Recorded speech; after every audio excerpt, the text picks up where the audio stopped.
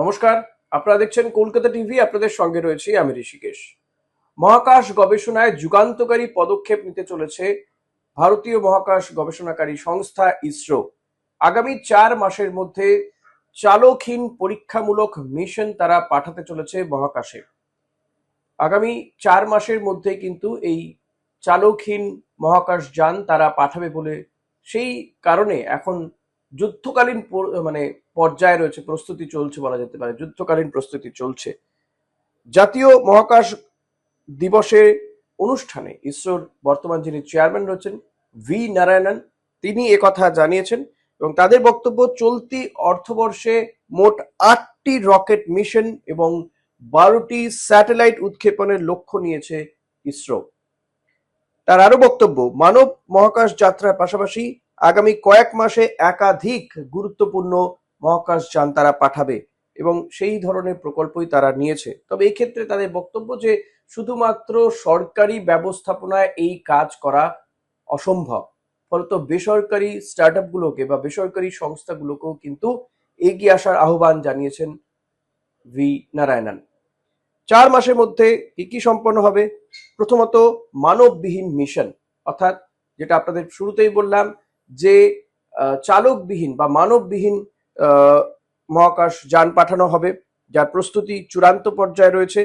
মহাকাশচারীদের নিরাপদে মহাকাশে পাঠানো এবং তাদের পৃথিবীতে ফিরিয়ে আনার জন্য এখনো পর্যন্ত ব্যবস্থা চলছে এবং যারা যাবেন তাদের জন্য পরীক্ষাও চলছে। অর্থাৎ মহাকাশে কিন্তু আগামী দিনে ভারত পক্ষ থেকে বা ইসরোর পক্ষ থেকে আগামী দিনে মহাকাশচারীদেরকেও পাঠানো হবে এবং সেই কারণে কিন্তু প্রায় 8,000 পরীক্ষা নেওয়া হয়েছে বলে জানা যাচ্ছে। 8,000 পরীক্ষার্থী তারা পরীক্ষা দিয়েছেন, যার মধ্যে বলা যেতে পারে হিউম্যান রেটেড রকেট এবং ক্রু মডিউল মহাকাশে পাঠিয়ে তার বিভিন্ন নিরাপত্তা ব্যবস্থা পরীক্ষা নিরীক্ষা করা হবে। প্রথম পর্যায়ে জীবন ধারণের উপযোগী পরিবেশ, স্বয়ংক্রিয় ব্যবস্থা এবং পৃথিবীতে নিরাপদে প্রত্যাবর্তনের মতন গুরুত্বপূর্ণ বিষয়গুলোকে খতিয়ে দেখবে। এই পরীক্ষাগুলো সফলতা পরবর্তী মানববাহী অভিযানের পথ অনেকটাই মসৃণ হবে। অর্থাৎ এই মানববিহীন যানকে পাঠিয়ে পরীক্ষা করা হবে যে সেখানে মানুষের থাকার উপযোগী পরিবেশ রয়েছে কি নেই, বা তাদেরকে আবার ফিরিয়ে আনার জন্য ফিরিয়ে আনতে গেলে যে পরিবেশের প্রয়োজন সেটা সেখানে গিয়ে মহাকাশ যানটাকে দাঁড় করানো, তাদের সেখান থেকে যারা গিয়েছিল, যে মানুষজন গিয়েছে বা মহাকাশচারীরা গিয়েছে, গিয়ে কিছুদিন তারা থাকবেন, পরীক্ষা নিরীক্ষা করবেন, সেটা সম্ভব কিনা, এই সমস্ত বিষয়গুলো কিন্তু খতিয়ে দেখা হবে। এবার মহাকাশে যাওয়ার বা পরীক্ষা নিরীক্ষা করার জন্য ভারতে কিন্তু চাহিদা উত্তরোত্তর বাড়ছে, আর এই চাহিদাকে সামাল দিতে গেলেই কিন্তু সরকারি ব্যবস্থাপনায় কিন্তু সেটা সম্ভব নয় পূরণ করা, যে কারণেই বেসরকারি সংস্থাগুলোকে এগিয়ে আসার জন্য আহ্বান জানাচ্ছেন ইসরো চেয়ারম্যান ভি নারায়ণন।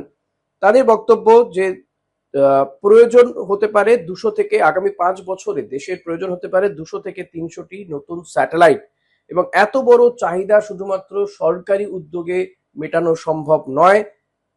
এমনিতেই আপনারা জানেন যে 2020 সালে নতুন নিয়ম করে সেখানে বলা হয়েছে যে বেসরকারি মহাকাশের ক্ষেত্রে যে সংস্কার করা হয়েছে 2020 সালে, সেক্ষেত্রে বেসরকারি অংশগ্রহণকে উৎসাহ দেওয়া হচ্ছে, প্রচুর স্টার্ট আপও খুলেছে।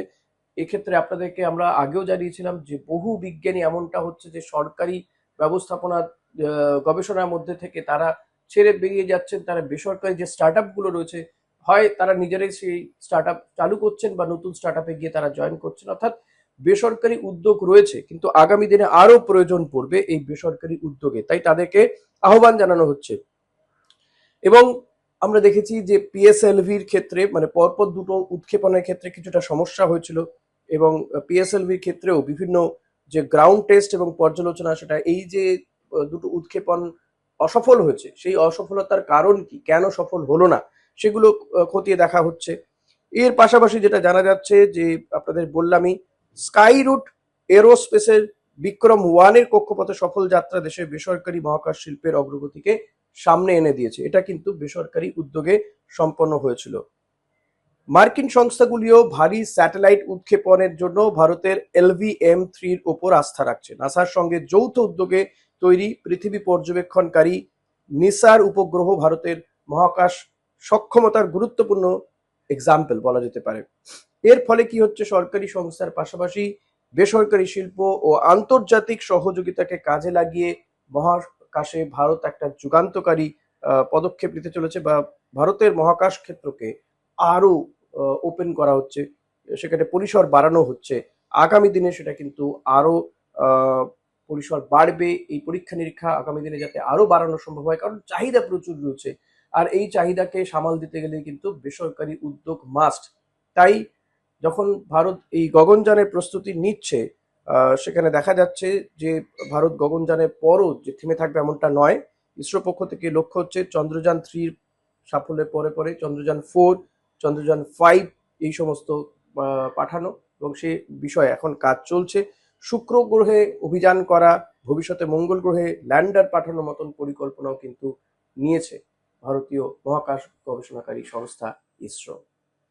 এই ভিডিও এখন এই পর্যন্তই। অন্যান্য সব খবরের জন্য দেখতে থাকুন কলকাতা টিভি রাত 3 সাত।